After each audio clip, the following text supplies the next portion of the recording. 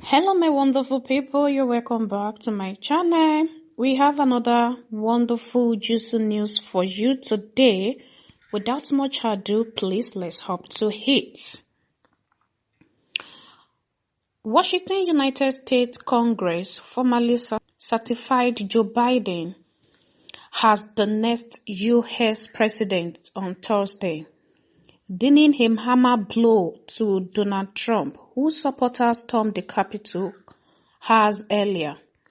Lawmakers in the Senate and House of Representatives successfully beat back Republican efforts to deny Biden the electoral vote needed to win, prompting loud cheers when the certification was announced. The affirmation of Biden's 306 to 232 victory over Trump in November essentially closes the door on the unparalleled and deeply controversial efforts by Trump and his loyalists to overturn the results of the 2020 election. The president immediately released a statement pledging an orderly transition, but suggesting he would remain in frontline politics amid speculation that he may run again in 2024. Even though I totally disagree with the outcome of the election and the fact bear me out, nevertheless, there will be an orderly transition on January 20th, he said. That is, President Trump.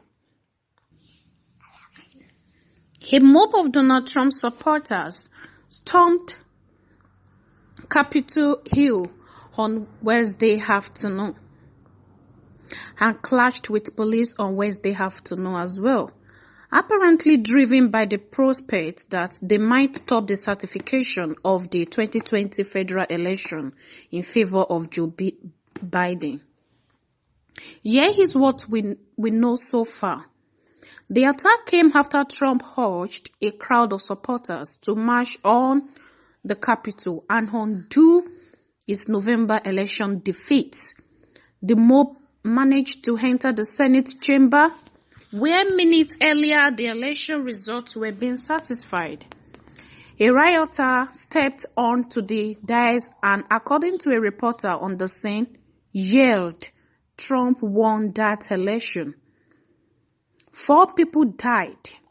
A woman shot in the Capitol building as the pro-Trump mob stormed the building died soon afterwards.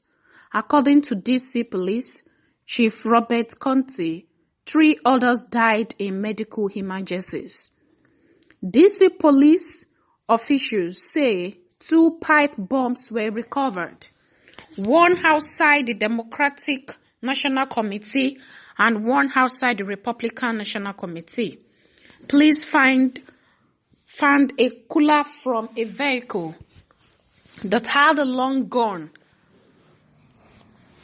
on Capitol grounds.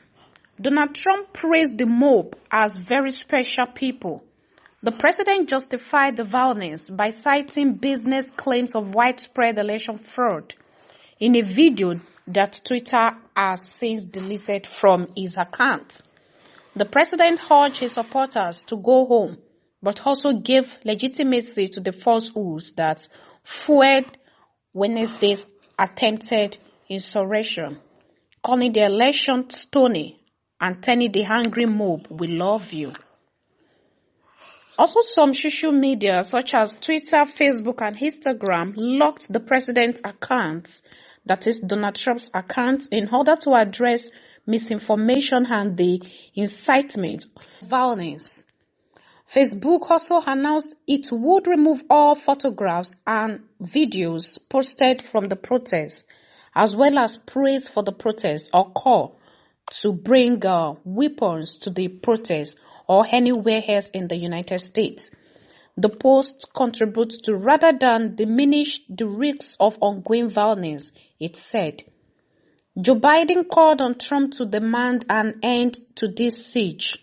The president-elect said in a speech in Wilmington It's not a protest, it's insurrection. The world is watching. Former President George W. Bush also used the term insurrection. Also, Barack Obama said history would rightly remember the violence at the Capitol as a moment of great dishonor and shame for the nation.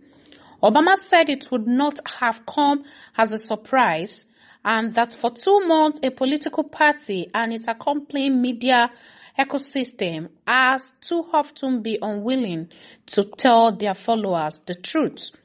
4 hours after the breach, officials announced that Capitol was secure and certification of Biden victory resumed.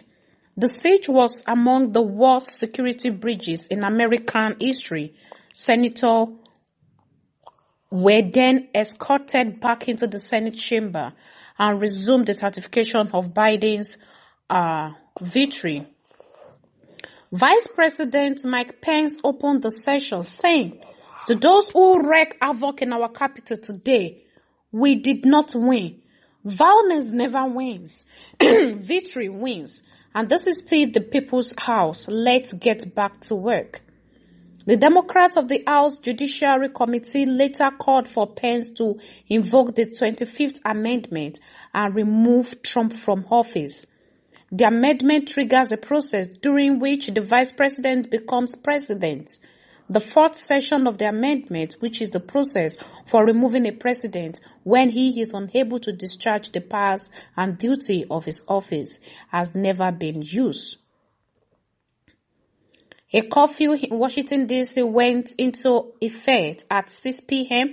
and will be in place until 6 a.m. on Thursday. As the curfew kicked in, an announcement played at the Capitol that anyone still on the grounds after 6 p.m. would be subject to arrest.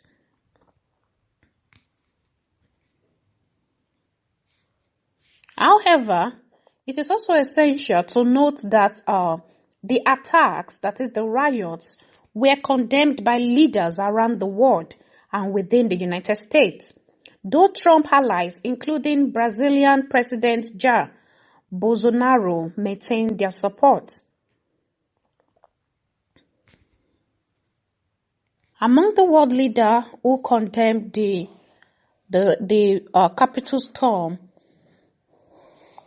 Russian President Putin pointed to the storming of the U.S. Capitol building as evidence of America's decline, with officials saying its out-of-date electoral system and deep division had left its democracy leaping on both feet.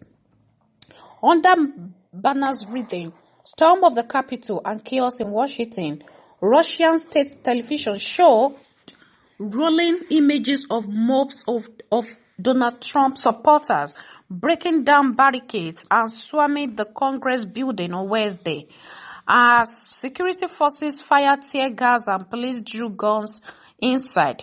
Congress formally certified Joe Biden as the next president despite the unrest, but many in Moscow said the stunning event has exposed Americans' democratic failings.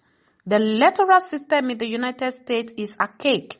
It does not meet modern democratic standards, and the American media have become an instrument of political struggle, Foreign Minister spokeswoman Maria told Russian news agency.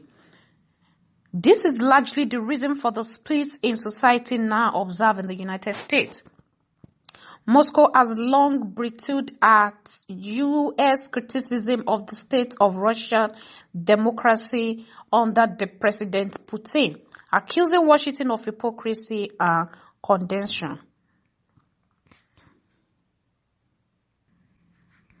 In conclusion, among the world presidents who condemned the U.S. attack is also French President Macron.